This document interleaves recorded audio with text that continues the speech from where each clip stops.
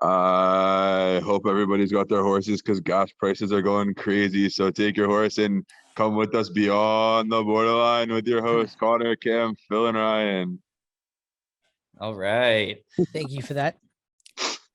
Brilliant A little intro. different than normal, but you know. Yep. Okay, well, welcome everyone back to a new episode. So last week we had a little two-parter about technological advancement and kind of speculating about where it's going to go in terms of like the metaverse and virtual reality and stuff like that, and and posing the question, how far is too far, and have we gone too far already, or if not, what is too far, and will we eventually revolt against that to try to preserve our humanity. So at the end of it, we ended with my kind of half-baked theory and I misspoke. I will say that I'm a dumbass because I called it the parabola theory, but what I meant was an asymptote, something that's always trying to approach a point but never can. And so what I was speculating on was that humanity, because we seem to have this inherent drive to progress, right? Like we can't just stop ourselves from progressing. Since we seem to have this inherent drive to progress, what we seem to be doing is trying to become gods, with our technology.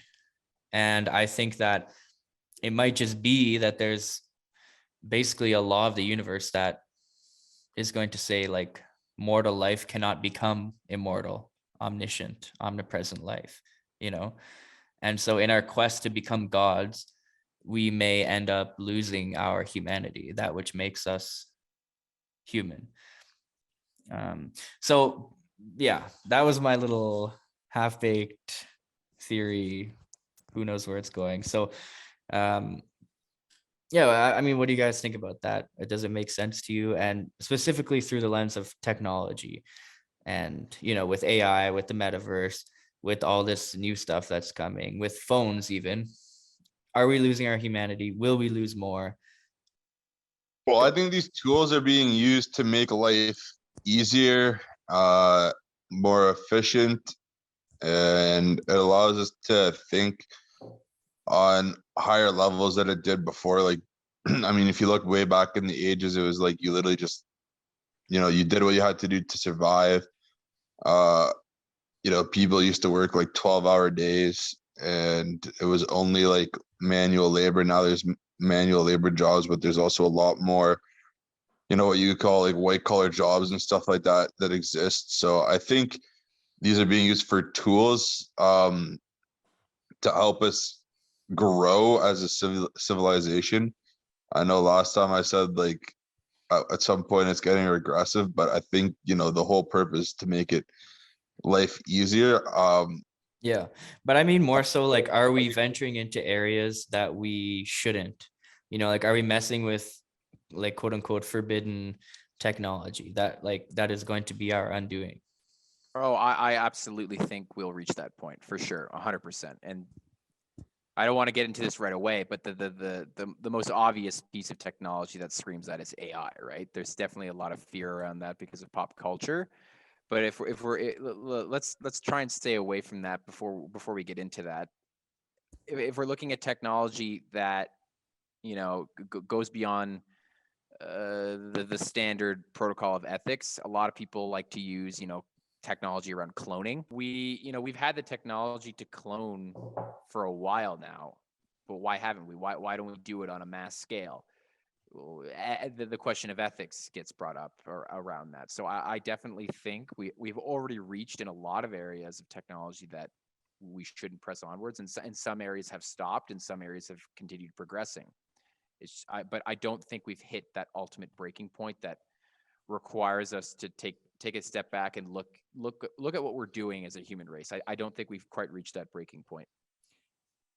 I mean, when new technology comes out, I think a lot of people look at it and get scared initially as well.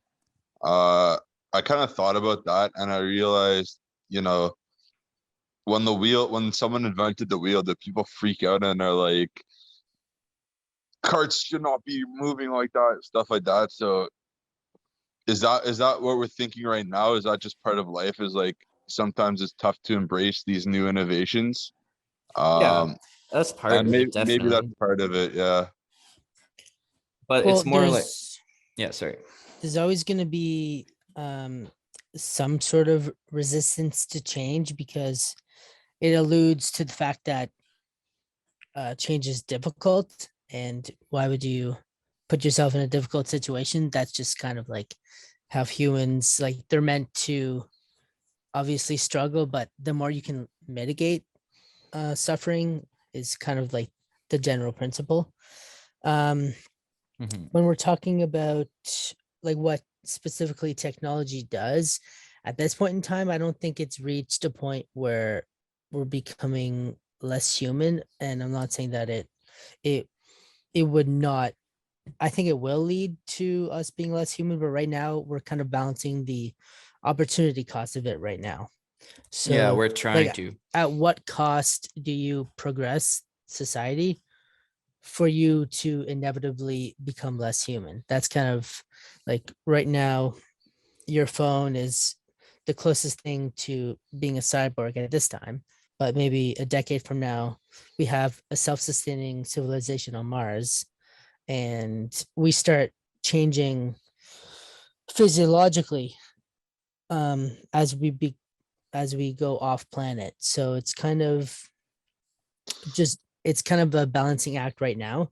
I think Well, it's just like evolutionary change is different though, I think, right? Because I mean, at one point our appendix was used for something, but nowadays, people don't really know what the use for the appendix is. It helps It's out kind all of the rest of your organs. That's basically what it how, does. yeah, but they don't know like They they don't know the do, they exact. do, Connor. They definitely do know. Yeah, but okay, whatever. That's not the point. But okay, Anyways, the point I is, think what I was trying to say more so is like, I think it was more in the context of our conversation around the metaverse, which got me thinking. So like, I got thinking about I was just gonna. the question of what like reality is, right? Because like, if we can perfect a metaverse, not this kind of shitty great value style of metaverse that is going to launch soon, but like the true virtual reality that we touched on last week, and people get absorbed in that, and we start making it better and better and better to the extent that we can basically create a simulation. Like, I think that's it for us, dude. I would The, agree. I think that the drawing the line in the stand of like when we're no longer like human beings and everything that's beautiful about being a human being, I think that line is drawn when you can take the consciousness out of your human body yeah. and So wait, like disassociate it in an unnatural way. I have a question for Cam. Why do you think the metaverse is it for us? Is it because is it because there's no consequences in the metaverse?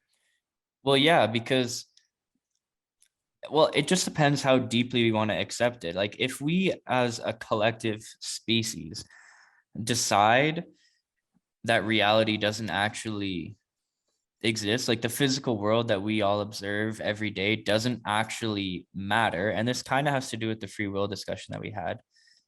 It doesn't matter because we can create alternate worlds and do whatever the hell we want in them, regardless of laws and rules and morality and anything else like that.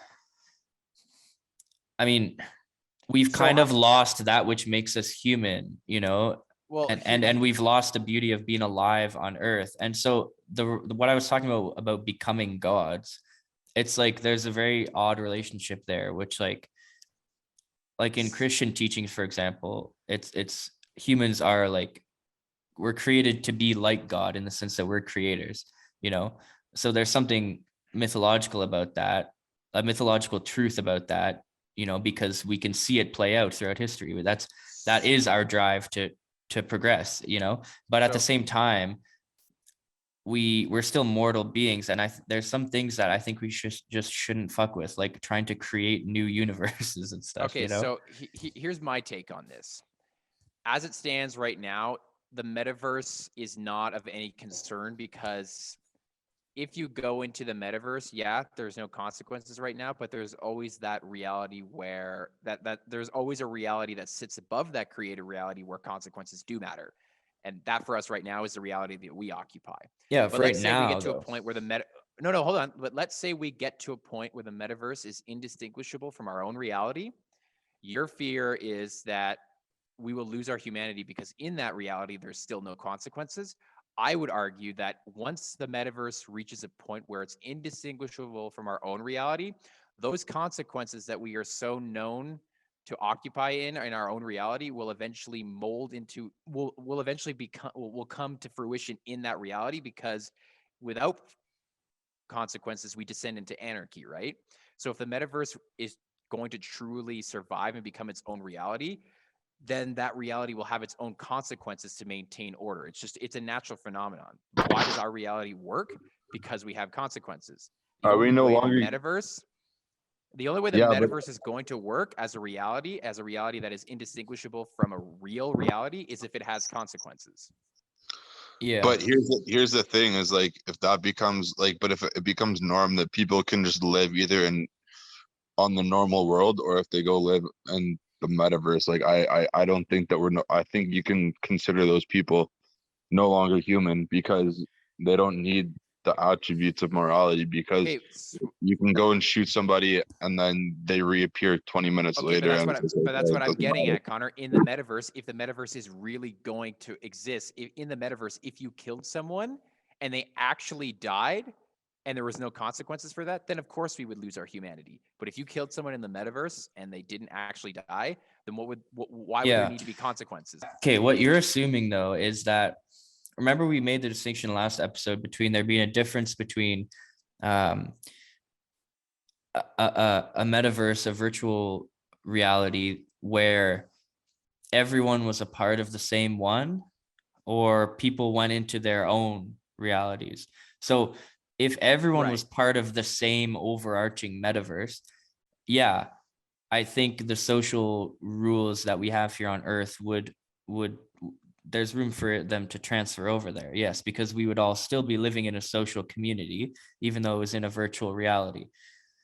However, if like we were talking about, like when I mentioned that story about all those people being hooked up to those machines in that big pyramid, um, if people were in their own virtual realities, able to lose themselves in their own dreams and wishes and do whatever the hell they want, um, the social rules that govern humanity wouldn't come into play. Right, You but know, even so still, you know that the world is not, for lack of a better word, you know that world is not real, even though it feels incredibly real. right, but There's why still would no you leave though? consequences because it gives you an avenue to exercise your darker impulses at the end of the day, and darker impulses is part of being human. Yeah. So you may do some, let's say you're the most fucked up person in the world and you may do some really terrible things in your virtual reality. And I'm not saying it's okay that you're doing those things, but at the end of the day, you're not really hurting anyone because it's not the programs that you're interacting with. You're just yourself. You're the only conscious being. You're the only free autonomous being in that reality. Right, but you've still lost your humanity. Like, Well, you know what? That's kind of that's an interesting point because, just paraphrasing a bit, Ryan, if I'm correct about what you're saying that this metaverse is the purest form of human that you can be. And in and of itself, if you reach that point, like would be your own demise. Yeah, it's your own doing. Yeah, Essentially. Yeah. Okay. Exactly. Okay. Well, So because we it- need to be social creatures, first of all. Like, and also it's gonna mean the end of our species if nobody's reproducing and Yeah, shit. of And course. everyone's That gets into the larger discussion about that. But my Have you seen- fear is that um like in this time right now, I think that society and even just North America, humanity is very fragile and society is very fragile at this point. And my fear is that we're going to Why are we fragile? be, Like, what do you mean by that? but let him finish his well, thought. I'll get into that later, but I think we're some people that are, for lack of a better word, weak, are going to resort to this metaverse. But my issue with it is that there's no evidence to suggest that the metaverse would be, at the end of the day, the ideal reality that they choose. It could, like, it's just so in its infancy, and maybe it has to stay that way because maybe there's a reason why there's this reality and then there's the metaverse, like it's kind of that whole. Well, but with the way things are going, like digital currencies, for example, are great on the face of it because of their inherent quality of decentralization, right? That's freeing in a sense. But if they were centralized, digital currencies all of a sudden become not so great.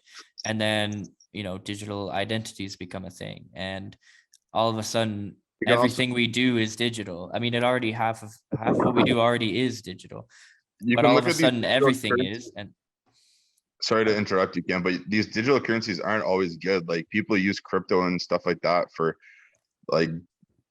selling drugs, for trafficking. Like they use it for so many like illegal and morally wrong things. Yeah, my point though is that look at the way things are trending with our financial systems, with our work life, working from home instead of going into a physical place of work. You could see that as the beginning of, of this virtual stuff. NFTs are digital assets. Look at the way things are trending. Why wouldn't the metaverse in say 200 years, if it was perfected from a technological standpoint, why wouldn't that overtake our current universe from the standpoint of, well, look, we're transitioning our society in terms of work life into digital. We're transforming our financial sphere into digital. Shopping, online shopping, that's all you do. So it's like I'm just looking at the trends and trying to say, like, look at what's coming. Just out of curiosity, out of all of us here, I currently am the only one that still works in an office. So just can you give us some takeaways on like what kind of things that you have observed having to work from home, and if you would go back to the office? And I'll tell you what I think. It's good and bad. Like, it's good in the sense that, it's great to just wake up, not be rushed, in a sense that, like, you don't have to wake up at 6 and have a shower and get in your car and, drive to work and make sure you're there exactly on time. That's nice. It's also nice to not pay for gas to drive to work. But there's also, and, it's nice to be independent, I guess you could say, to some extent anyways. But then at the same time, like, work is something very different from what you do the rest of the day, right? Like, your mind when you're working, like, you're doing very different shit. And I think to some extent it's not really that good to blend, because when do you turn your work self off and your normal self on? Especially me living, like, I live in an apartment with my girlfriend and our cats, who are all awesome, but it's like I'm working for half an hour and then pause for half an hour, and then I'm working again for half an hour. And it's like, there's no like decompression time between me working and me being like a boyfriend and, myself. You know what I mean? Whereas a 9 to 5 where you go into the office and you come back, like, your work is done at that time, and then you can decompress for a little bit, and then, how'd your day go, blah blah blah, and then chill. So I think there's good and bad to both, but it has been a little hard for me to kind of to operate in two mindsets at the same time, if you know what I mean. I agree with that, like keeping those separate. But then another thing that I miss from being in the office and like being around people is like that whole social aspect. Like during your work day, you don't work the entire day. You stop for a couple of minutes, you chat with your colleagues, and you're able to build like these good working relationships with people. But Yeah. now that doesn't really happen. You have Zoom, you Zoom them, or you like video chat them on Teams or whatever you do. But it's completely different than like, as you would say, like the water jug chat or whatever.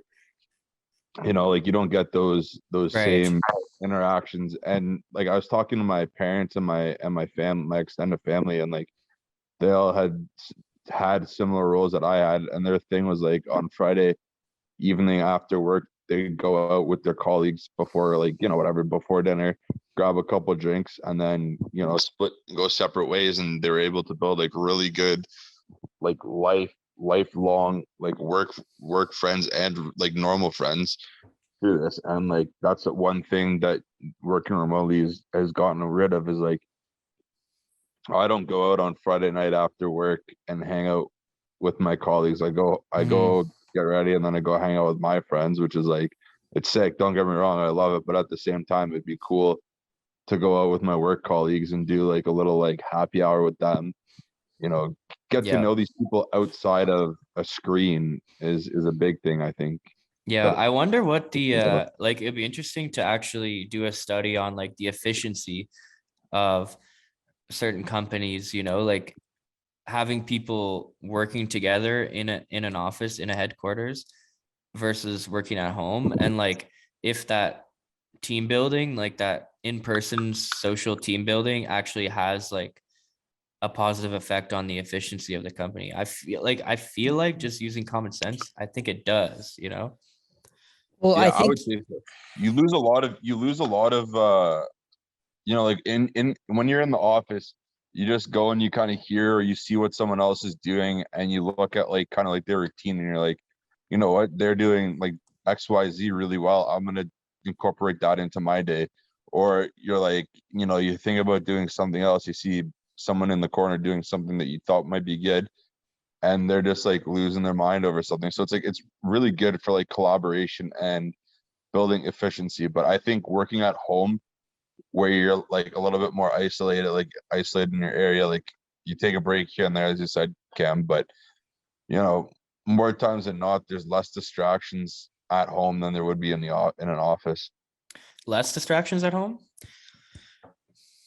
Yeah. I don't know. I feel I like don't there's know. more distractions at home. Yeah, the Xbox is always yes and no. calling to me, Yeah, man. your But TV, your on Xbox. yeah, It what even I like turns to on gather by from itself. it, I hear it turn on and I'm like, oh, so shut brutal. up, shut up. Oh man, it's Anyways, like it's kind Calling to of me. like if you think back to like all of us have just crammed for exams and 3 hours here, 3 hours there, and then you're like you're fine, like you can crush it. But then like I think the science actually indicates that if you like say you're in an 8 hour period, for every 50 minutes of work you do a 10-minute break, just decompress.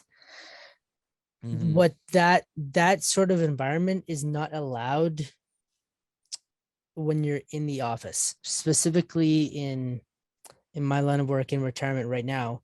I have to be 100% attentive at all times. There's Yeah. no off switch. I can check my phone, this and that, but like if someone calls me, like I gotta pick up. Like there's no off switch. And so I think from that you could eventually see burnout. Whereas in an environment like you three are in, you kind of have that, even though you can't compartmentalize your day, you can still kind of like categorize it, and you can still have those off times, if that Yeah, makes. it's true. But for what I've been realizing is like, it doesn't feel like you're off, like you have, like Mm-hmm. I have tons of free time during the day on a normal day, like a few hours, a couple hours in the afternoon, a few hours at night, an hour in the morning. Um, and I squeeze in a workout, I try and read, I do whatever the hell I do. Um, Mm-hmm. but you're right about the switch being always on, but the thing that I miss about not working at home is that when you leave work, you can turn the switch off, Yeah. Whereas when you're at home, to some extent, the switch is always on, or it's on, off, on, off, on, off, on, off, on, off. And it's like I'm getting emails at 11 p.m., people call me at 10 p.m. And I'm like, man, I've checked out 3 hours ago. I just had dinner with my girlfriend. I'm trying to chill. Your So 8-hour day usually more times than not will stretch to like a 10 or 12-hour day with little breaks. But yeah, like as you say, you can't just leave it at the office. yeah, so there's pros and cons to each, I feel like. Yeah, but actually, since you mentioned burnout, we need to talk about soon the Great Resignation thing that you were talking about, Phil. But we'll save that Yeah. for a couple episodes down the line. I kind of want to rein it back to the original topic. I was gonna say I got way out way off topic. But it was good. It was a good combo. But yeah, I mean, I guess I don't know. It was something I heard on Ancient Aliens, actually. Maybe maybe that show has had more influence on me than I care to admit. But the line of humans are trying to become gods, essentially, I think came from that show for me, because they were talking about ancient technology and modern technology, and humans have always wanted to fly and touch the sky, because God comes from the sky and blah blah blah. And yeah, it just got me thinking, there's something innate in us, that wants to create and build and keep going up.